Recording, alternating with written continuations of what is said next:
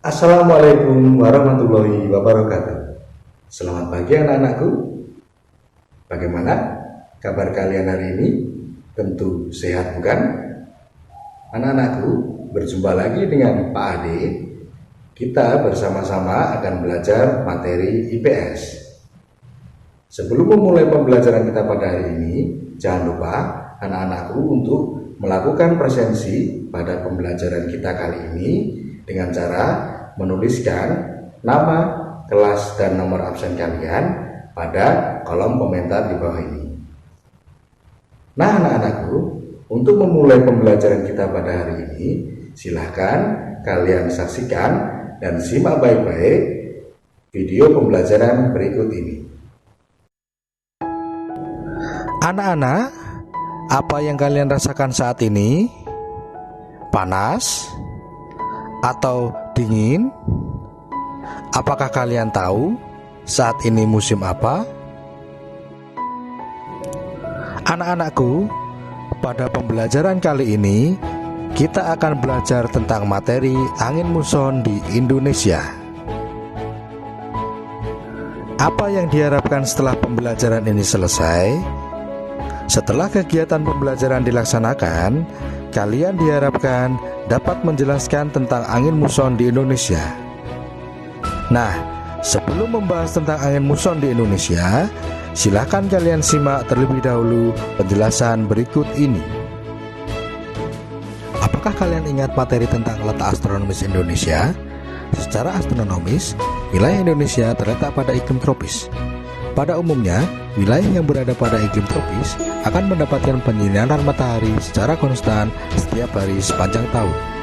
Penyebab utama perbedaan musim adalah akibat dari rotasi bumi terhadap porosnya, yang pada awalnya banyak yang mengira bahwa rotasi bumi terhadap porosnya selalu tegak lurus dengan datangnya sinar matahari. Ternyata rotasi bumi memiliki sudut kemiringan sebesar 23,5 derajat. Ada berapa sih musim di Indonesia? Pada umumnya, wilayah yang berada pada iklim tropis memiliki dua musim, yaitu musim panas dan musim dingin.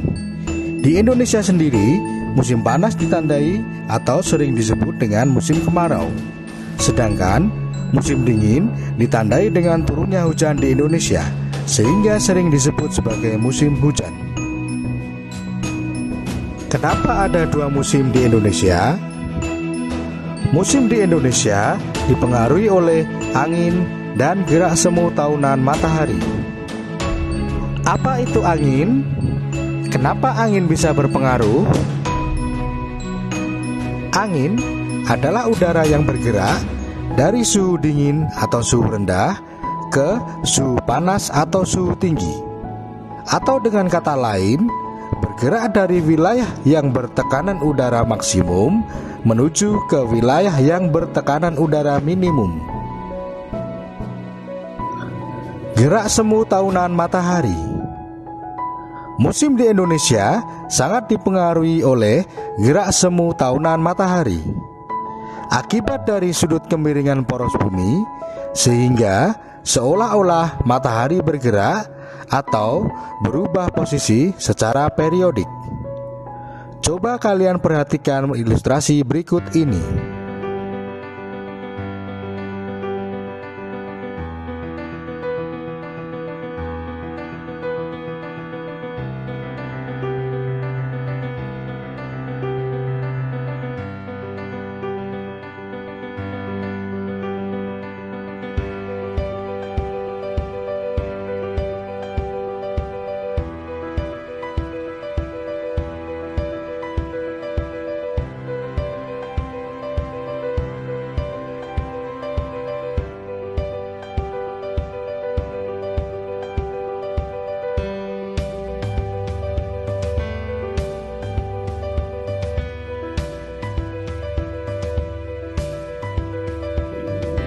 Pada tanggal 21 Maret, matahari berada tepat di garis khatulistiwa.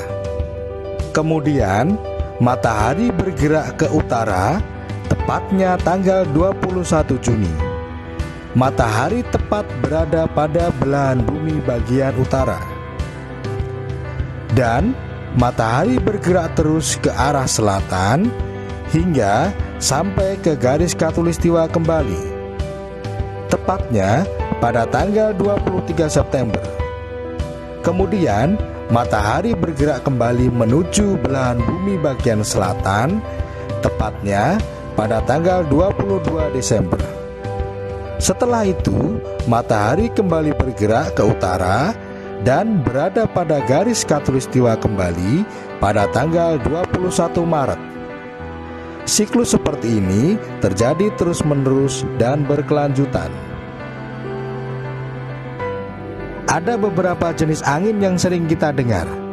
Salah satunya yaitu angin muson. Angin muson merupakan gerakan massa udara yang terjadi karena adanya perbedaan tekanan udara yang mencolok antara daratan dan juga samudra. Proses terjadinya angin muson itu sendiri dipengaruhi oleh keberadaan dua benua di dunia yang berada di belahan bumi utara dan juga belahan bumi selatan yang mengapit dua samudra. Sebagai contoh adalah benua Asia yang berada di bagian utara dan benua Australia yang berada di bagian selatan, yang kemudian mengapit dua samudra, yakni Samudra Hindia dan Samudra Pasifik. Angin muson timur. Seperti halnya yang terjadi di Indonesia, pada bulan Juni, suhu di belahan bumi bagian selatan lebih rendah dibandingkan dengan suhu di belahan bumi bagian utara. Masih ingat dengan konsep pergerakan angin tadi? Ya, benar. Angin berhembus dari suhu rendah ke suhu yang tinggi.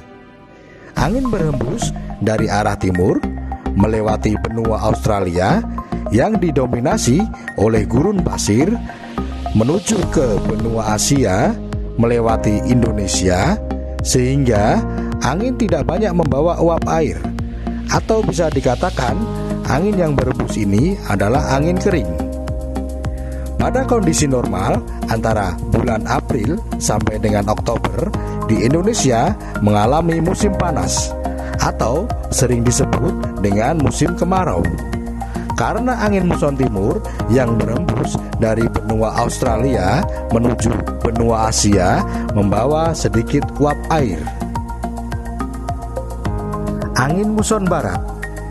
Pada bulan Desember, belahan bumi bagian selatan lebih panas dibandingkan dengan belahan bumi bagian utara, sehingga angin berhembus dari arah barat melewati Laut Cina Selatan dan membawa banyak uap air menuju benua Australia, yang mana ketika melewati Indonesia, kandungan uap air yang banyak tadi jatuh sehingga menyebabkan hujan di Indonesia. Pada kondisi normal, hal ini terjadi pada bulan Oktober sampai April. Jadi kesimpulannya, angin muson timur berhembus mulai bulan April sampai dengan Oktober dari benua Australia menuju benua Asia melewati Indonesia. Karena melewati wilayah Australia yang didominasi oleh gurun pasir, maka angin ini membawa uap air yang sedikit, sehingga di Indonesia terjadi musim panas atau musim kemarau. Dan angin muson barat berhembus mulai bulan Oktober sampai dengan bulan April dari benua Asia menuju benua Australia melewati Indonesia. Karena melewati banyak wilayah perairan, maka angin ini membawa kandungan uap air yang banyak, sehingga di Indonesia terjadi musim dingin atau musim hujan. Nah, seperti halnya peristiwa alam yang lain, adanya angin muson di Indonesia juga berdampak bagi kehidupan masyarakat di Indonesia. Dampaknya sebagai berikut. Dampak positif bertiupnya angin muson timur. Yang pertama, petani bisa panen dengan tenang. sehingga para petani tidak perlu khawatir akan terjadi hujan lebat dan terus-menerus sehingga mengakibatkan sawahnya menjadi gagal panen. Yang kedua, pakaian menjadi cepat kering. Intensitas panas yang diterima oleh suatu wilayah akan menyebabkan pakaian-pakaian yang basah akan menjadi lebih cepat kering. Yang ketiga, nelayan bisa melaut dengan tenang.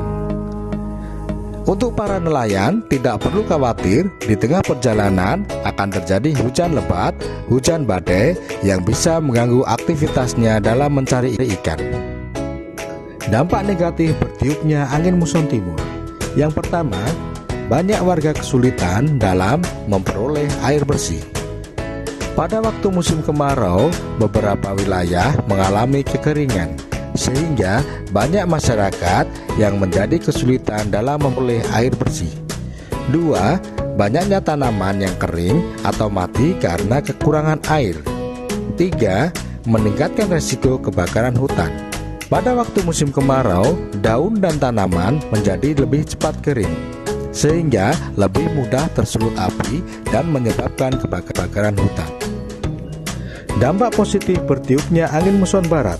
Yang pertama, pada waktu musim hujan, tanaman-tanaman lebih subur dan juga lebih hijau. Yang kedua, tidak perlu memakai perairan buatan untuk mengairi sawah. Yang ketiga, mengurangi polusi udara, karena debu dan partikel-partikel penyebab polusi udara dapat larut menjadi satu dengan air hujan. Yang keempat, mengurangi resiko kebakaran hutan. Dampak negatif bertiupnya angin muson barat. Yang pertama, meningkatnya penyakit demam berdarah. Pada waktu musim penghujan, banyak tempat-tempat yang menjadi genangan air, sehingga menjadi sarang bagi nyamuk dan jentik-jentik. Oleh karena itu, pada musim hujan biasanya meningkat kasus demam berdarah. 2. Menyebabkan tingginya resiko tanah longsor. 3. Panen petani menjadi gagal karena sawah menjadi tergenang air hujan akibat dari hujan yang lebat dan terus-menerus. 4. Aktivitas nelayan menjadi terganggu. Nah, anak-anakku, sudah paham tentang materi yang Bapak sampaikan tadi? Kalau sudah paham, salin dan kerjakan soal di bawah ini pada lembar kertas HVS. Yang pertama, jelaskan pengertian angin.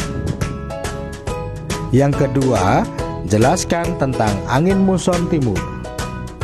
Yang ketiga, jelaskan tentang angin muson barat. Yang keempat, sebutkan dampak positif dan negatif akibat dari berhembusnya angin muson timur di Indonesia. Dan yang kelima, sebutkan dampak positif dan negatif akibat dari berhembusnya angin muson barat di Indonesia. Anak-anak, demikian akhir pembelajaran kita pada hari ini. Sampai jumpa pada materi pembelajaran berikutnya. Nah, anak-anakku, demikian tadi video pembelajaran tentang angin muson di Indonesia. Bagaimana? Apakah kalian sudah memahaminya? Jika kalian sudah memahaminya, jangan lupa untuk mengerjakan tugas-tugas yang Bapak Ade berikan pada selembar kertas yang kemudian dikumpulkan kepada wali kelas kalian. Anak-anak, demikian akhir pembelajaran kita pada hari ini. Jangan lupa untuk tetap di rumah dan jaga kesehatan, serta kerjakan tugas-tugas dari Bapak Ibu Guru dengan baik. Sekian pembelajaran kita pada hari ini. Sampai jumpa pada materi pembelajaran berikutnya. Wassalamualaikum warahmatullahi wabarakatuh.